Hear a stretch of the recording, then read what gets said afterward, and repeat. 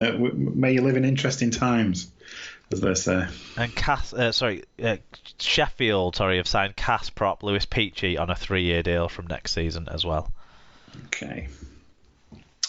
It was the League One playoffs as well this weekend, and the first match finished North Wales 20, Rochdale 36. And Mark Butler said, a wretched playoff performance again from Crusaders. Rochdale scoring from their first attack set the tone.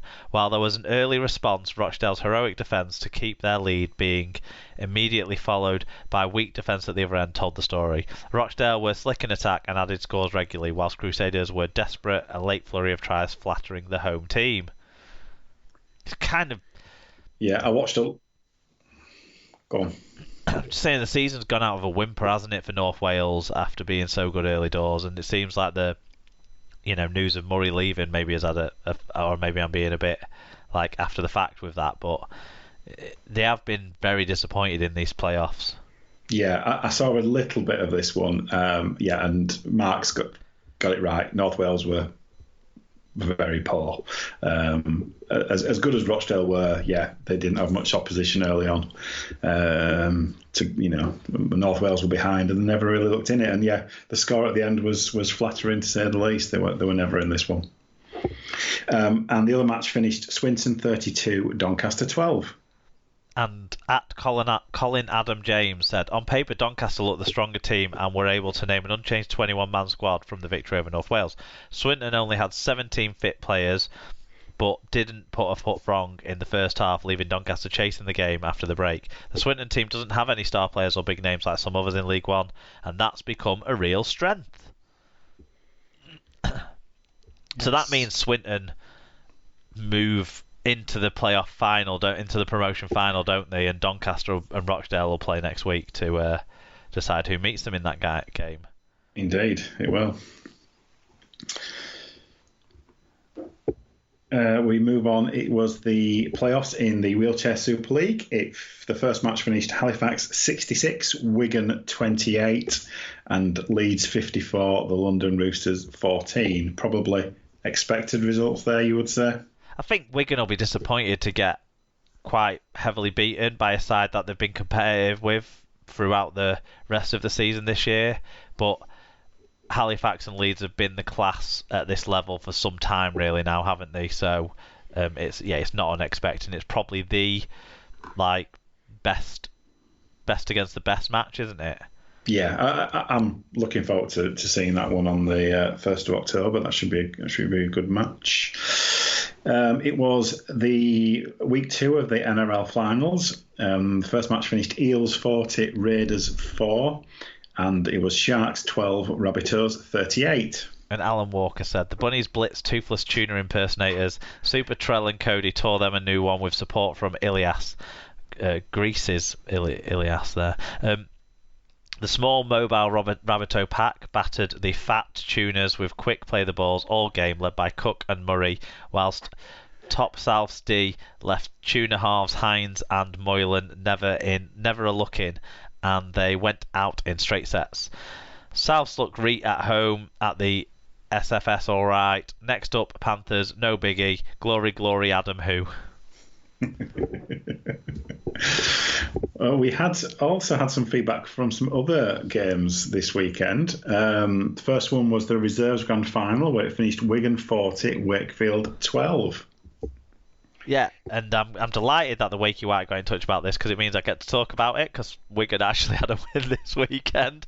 And whilst they've not done this great in the Academy Championship this year, obviously that's because they've put a lot of the better academy players in the reserves competition, so they've ended up winning the reserves competition instead, Wigan have. But Wakey White said, great game in the Wakey versus Wigan Reserves Grand Final, real end-to-end game on a short pitch.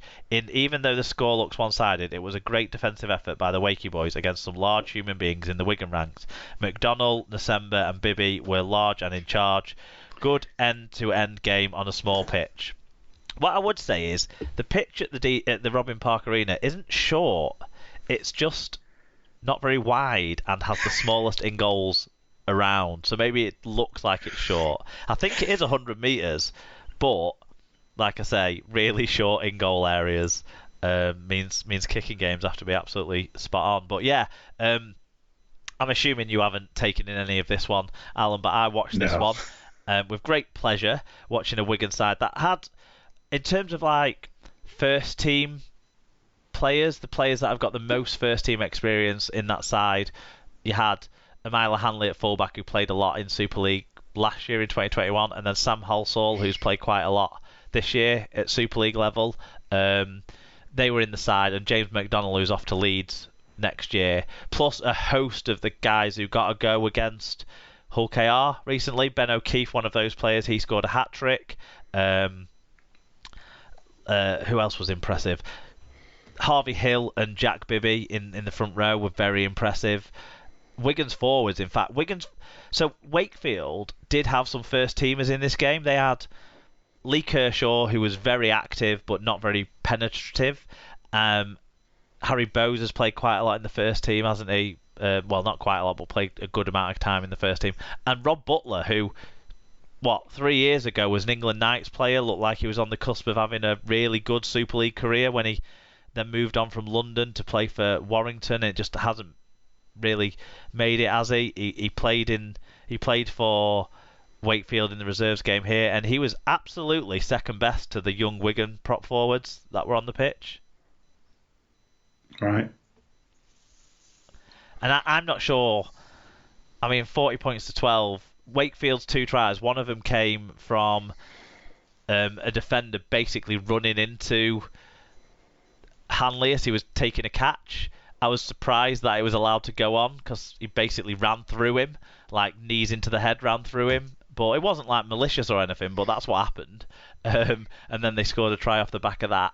And the other try, I can't quite remember. But Wigan were, to me, a different level of execution in this game compared to Wakefield. Wigan were very good.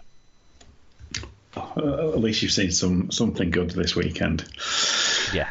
Indeed. Other feedback we had on the Normanton Knights versus Eastmoor Dragons under 18s. It finished 20-22 to Eastmoor, I think. Yep, Carson said, a very good Wakefield District Cup under-18s final. The first half was close with the Dragons leading 12-10, but then they built their lead to 22-10 in the second half. Then the back chat to the ref led to a yellow card, and Normie came back to 16-22, which led to a second yellow for Eastmoor for being idiots, and the Knights made it 20 points to 22. Thanks to David Gray TV on YouTube for streaming these games. #shithaircuts.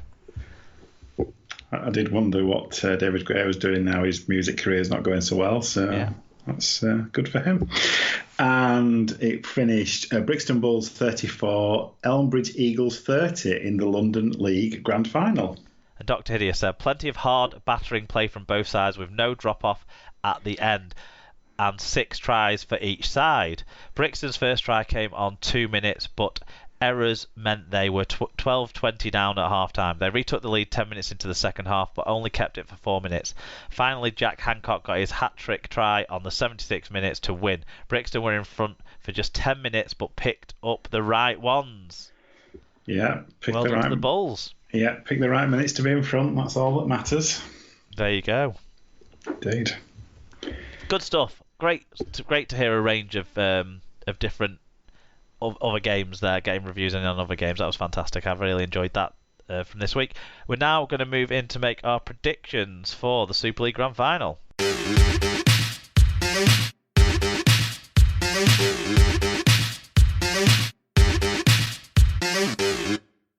Super League Grand Final, Alan. Saturday, 6 p.m. on Sky, obviously. St Helens versus Leeds Rhinos.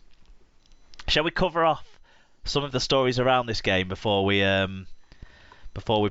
go into making our guesses? Because there's obviously injury news and things like that to bring everyone up to date on. The first one of those stories is one of those really shit stories. It's the third week in a row we've had to have a conversation about these really shit stories, because first it was Liam Farrell, then it was Alex Walmsley, and now Leeds Rhinos centre Harry Newman has been ruled out of the Super League Grand Final with an injury that also ends his World Cup hopes with England. So he's had a setback in his recovery, basically, is the upshot. And how crap is that? They are going down like the proverbial flies at the moment, aren't they? It's a boost that Percival has got some games under his belt. He might actually need to be in that World Cup side now. Well, it depends whether Wolf's talking down his chances yet or not. But we'll see what happens in the grand final, I suppose. But yeah, no, of course, Harry Newman, when he's played this year, has been brilliant for Leeds, and yeah, it's a massive miss for them, and it's a miss for England as well. Leeds coach Rowan Smith has confirmed that halfback Aidan Caesar has been ruled out of the Super League Grand Final. He passed his head injury assessment but won't be available to play due to still showing symptoms of concussion. That's obviously from the John Bateman hit. I think in combination with Bateman's hit, he also hit his head pretty hard, didn't he, on the floor? So I don't know if that's had like a double impact issue there. Yes, I mean that as you say, it's that kind of that pinball effect, isn't it? Where he's been hit twice in close succession. So the fact that they're actually taking him out because he's showing signs of concussion is the right thing to do, even if he has potentially passed an assessment, however challenging that assessment was. Do you how do you think they're going to go, Leeds? Because I guess they've got two options, really, haven't they? One is bring Myler into the halves and put Hardacre at full back, and then they'll probably play Reece Martin in the centre because he's back now, so he can set the Super League goal kicking record in the grand final, which I think is awesome. Or do you think they'll go Leeming into the halves, and then is Brad Dwyer going to be able to return? Has Brad Dwyer been out through injury or suspension? He got injured, didn't he? I'm not sure now. I'm going to search for it whilst you give me the answer to which one of those Myler or Leeming you think they're going to go with. My instinct is always to go with the one that disrupts the least. So I would always try to go for a like-for-like swap, if at all possible. So I wouldn't want to be moving Hardacre around and then moving Myler around and then moving Reece Martin in and then moving somebody out of the centre into the second row and blah, blah, blah, blah, blah. Whatever you can do to limit positional changes, I would go with. So it depends what option. I think Leeming into the halves is probably what I'd go with. Dwyer's not injured. He was just not selected for the last two games. So well, Dwyer comes in then, doesn't he? That, like you say, would be less disruptive. Yeah, and that's always my preference. I think that's the way. You go with what's been working in positions. Hardacre's been playing well where he's playing, so keep him there. I think it hurts your attack a lot with Hardacre at fullback versus Myler at fullback, but yeah. And Morgan Gannon, he's not going to be available either. Selection at Old Trafford. He's not passed all the return to play protocols yet from his concussion that he picked up in Catalans. And Ash Hanley and David Feuer also will not be back in time for the grand final. So that's a few injuries there, isn't it? Main playmaker, young player of the year contender, and your two first choice wingers.